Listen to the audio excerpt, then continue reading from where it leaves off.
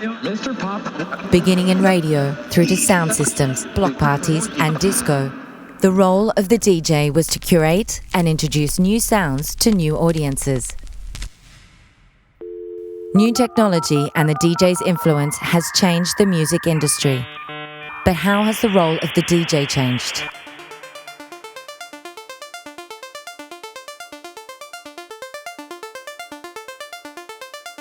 When I first started, it was a combination of breaks. You take old soul records and old disco records and find that one little section, and you take 2 copies of it and extend the break. You know, this was almost the pre-hip-hop era, so this was more funk and soul, and it wasn't genre specific. It wasn't like it had to be this, this, or this. If it made people move, you know, you played it.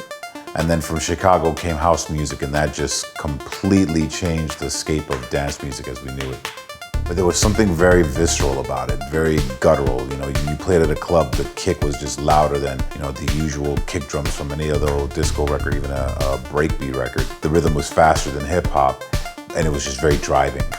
The sounds of Chicago and Detroit quickly spread throughout the European club scene, propelled by the rise of the independent record label. I guess it was, you know, the resonance of what happened in the clubs in New York and Chicago that ended up through the airwaves coming to this little town in the east of the Netherlands and inspired me to do what I do today. It's pretty much the same old story up until like 20 years ago, or maybe 10 years ago, that you'd hear it on the radio, then you'd go to the record shop and want to buy it, and then you'd talk about it with friends. I found music originally via pirate radio. It was the best thing ever. I'd fight falling asleep until I'd turn the tape over. Back then it was sort of just tape trading, swapping, and a friend of mine would copy me all his like 92 sort of hardcore rave tapes, Science, Slipmat and all that stuff. But radio really, yeah, and then obviously working in a record store. I worked in my friend's record shop when I was like 14. I worked in the record shop and got paid in vinyl. I don't think any money ever exchanged hands. It was the best job in the world, really. Music would find you, more or less. Like, I'd go back there, like, actually I say that, it's quite drastic. You had to live in London or in Berlin or in Chicago to get the hot records at the hottest record stores. And that would set a DJ apart. It would be, you know, giving a DJ a unique selling point, really, just because he would have a record that no one else had. I grew up in the countryside, a little bit outside of Hamburg, and it was really a mission to get new music. There was one store that was selling vinyl, but also TVs and radios. Not CDs back then, what was it, tapes, basically. It really depended on what the store was selling, so basically that store was the filter of my music back then. You'd wait for Friday. Friday would come and you'd be like, you wouldn't leave, no one would leave. The distributor's late, still there at 8 o'clock, my mum's ringing me, so where are you? But I do really miss that hunting, that waiting, because you valued it.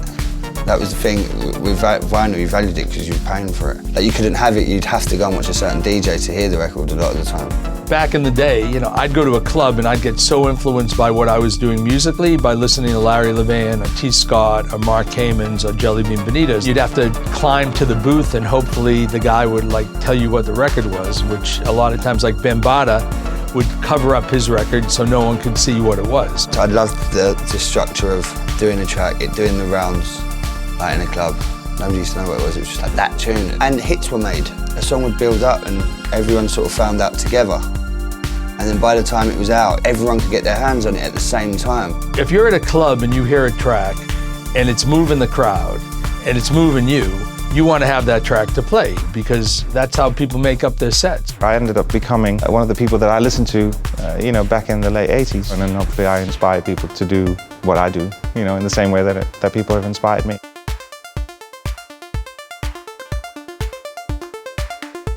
If there was a run of a record and that record sold out, you almost couldn't get that record anymore. At that time, back in '99, people started burning CDs as well, and me as a producer, I just put the two together. I remember Will and I doing an album, and I convinced the record company to press me up 500 instrumental copies of the album. I sent off almost a bunch of sounds that I wanted. So when they pressed them up, I almost had my own sounds that I could kind of manipulate. The CDJ was the start of I don't need that anymore. The launch of the CDJ, closely followed by the affordable CD burner, marked the initial transition from vinyl to digital playback.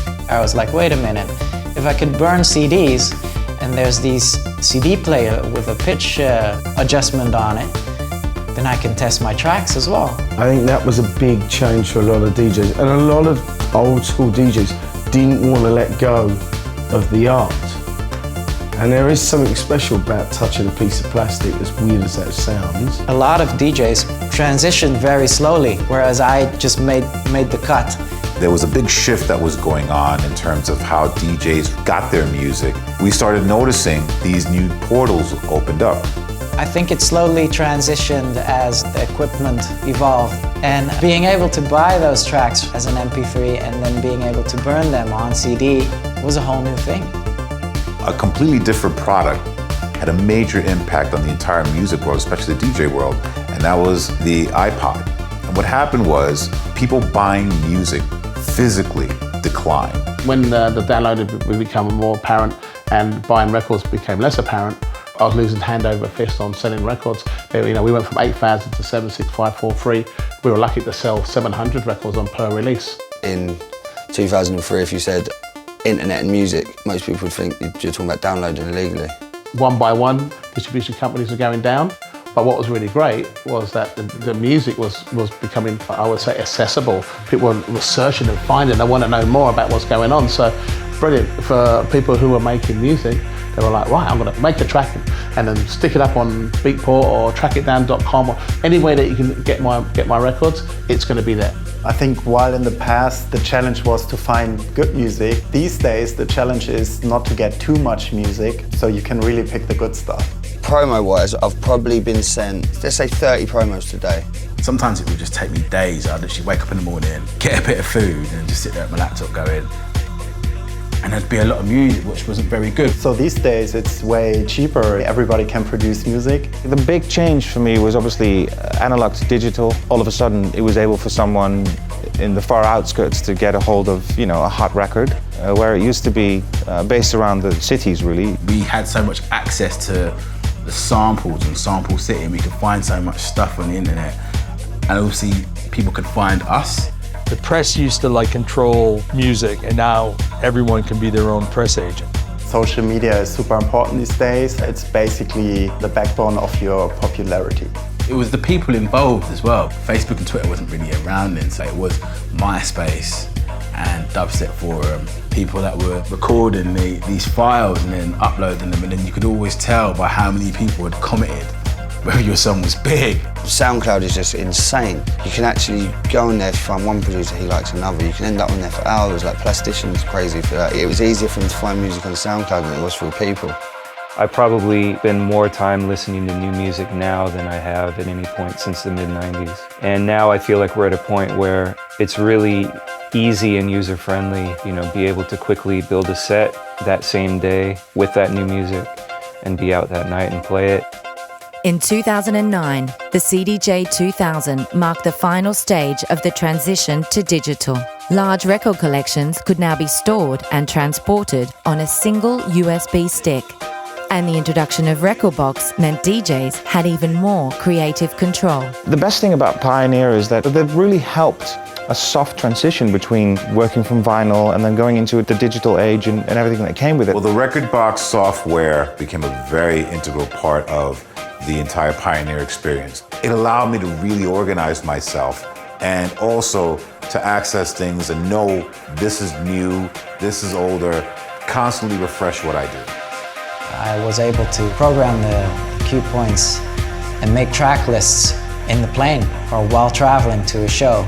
It's allowed me to be able to manipulate any element musically and create a different effect that I would normally have to do with the computer or with something else and do it live. The advent of digital music, digital technology has really started to open up people's minds, and it changed the way that people started to mix. The mixing techniques evolved because you could trigger that sample there, you're going to trigger that loop there, or doing it all from a controller or running DVS. It's much more of a construction thing. It's not purely playing one track to another track. One thing's kind of pushing the other. The producers are pushing the DJs to do new things, the DJs do new things, and then the producers are picking up on it. They're kind of feeding each other, they're almost bouncing off each other. The development of affordable music production software combined with cheap online distribution enabled unlimited creativity without the need for expensive hardware setups. The lines between DJing and producing were starting to blur. See, the big shift in DJing is the producers who used to make music for the DJ now want to be the DJ. Back in the days, producing was more expensive than these days. All I knew was you either had like a 30 grand studio or that you didn't make music. With Planet Rock, we had one delay, one reverb, one drum machine, 2 synths, and we had a great board. We had the Neve. Nowadays, you have more of that technology in your phone. I remember Coma Cat I produced in my super small bedroom. My monitor speakers back then, they were like super cheap, like desktop speakers from the electronica store. And I got this program called Music, and I was just making these beats on the PlayStation, then recording them to MIDI disc, and then taking them into Big Apple. For someone starting out now, the world's your oyster. It's all there for you. What has changed is the names of the game. The fact that a DJ is now a spoken out contributor to pop music is incredible. Like Calvin Harris 30 years ago was named John Jellybean Benitez, and he wrote a record with Madonna called Holiday, and that launched, Madonna's career. If that would happen today, it would have been Calvin Harris featuring Madonna. But it's so competitive because everyone can do it. Everyone can be a record producer, everyone can be a DJ. So to stand out, you need some really good ideas. Style, you can adapt your own style, but as a sound, how do you make something new now? Releasing music was way more expensive than it is today, so the cost of releasing music was working as a filter. The digital music explosion meant DJs and fans were spoiled for choice. But it was harder than ever to earn money through making music. Something had to change. At the very start of what we consider to be dance music today was really born of people who were making their businesses out of nightclub back rooms or out of bedrooms. So whilst electronic music was challenging and pushing at the boundaries of the live experience and technology and what could be done in a studio, the infrastructure around the industry was largely unchecked. In the moment of our success and the peak that electronic music's having, there are artists and DJs who have second jobs and third jobs who are jacking it in, and we've lost incredible people from our industry. You're in this incredible position where you can produce a track, make the track available, and within a week that track is being played by thousands of DJs to hundreds of thousands of people. While that's incredible for generating interest, access and audience, it's not generating royalties. All of a sudden we've got technology in the likes of Kuvo, where as a producer you can literally go on a Monday morning and go, was my music played in nightclubs over the weekend? Who played it? Did people enjoy it? Did people react to it? All of a sudden you can see the results of your work. Considering how much money electronic music is creating, it would make it just way more fair for electronic producers. And it will really mirror what gets played up there. When you start getting rewarded for the music that you made because the DJ that played it made sure that data passed through, the reward for that brilliance goes back to the person that made that music. That's, for me, is what it's all about. And so that artists can make music and make money. And I think we're nearly there. I think after a few lean years, we're back in a place where all of this is going to come back together again. Personally, I discover new music through other DJs' playlists. I think it's great if other people have the opportunity to see their favorite DJ and they can check what he's playing. And in the future, you'll see a lot more interaction from the crowd and the DJ while DJing. That's what the internet has provided. There's so many different ways you can approach it and come into it and play it. It's just a matter of sort of hooking into enough people to make it worth your while. I still translate what I feel is the pulse out there. If anything, I get paid to filter through, 5,000 records and play 50. I gravitated more to the person playing the music than the person listening to the music, to watch the level of control they had over people with the music that they played. They could basically set the tone of an emotion. Those were are my proudest moments, when I feel like I'm doing something substantial, something that's unique, something that stands out. What I try to do now is create a record that people might dance to. That's the starting point. The industry has been forever changed by what Pioneer has brought, from vinyl to CD to now the digital download world. All of those things have been placed in the DJ's hands, and a lot of this was possible only because of the ability of Pioneer to give the DJs the tools to then turn that into a performance. It was a long journey. I mean, it's funny because it started basically with 2 turntables and a mixer, and it turned into making records, and then it turned into producing records. But the 2 turntables and a mixer never went anywhere. That was always the foundation of everything. And I think that I'm always curious to see what's coming next. And Pioneer is in my space and what I do. Pioneer's a company that I always look to see what is coming next.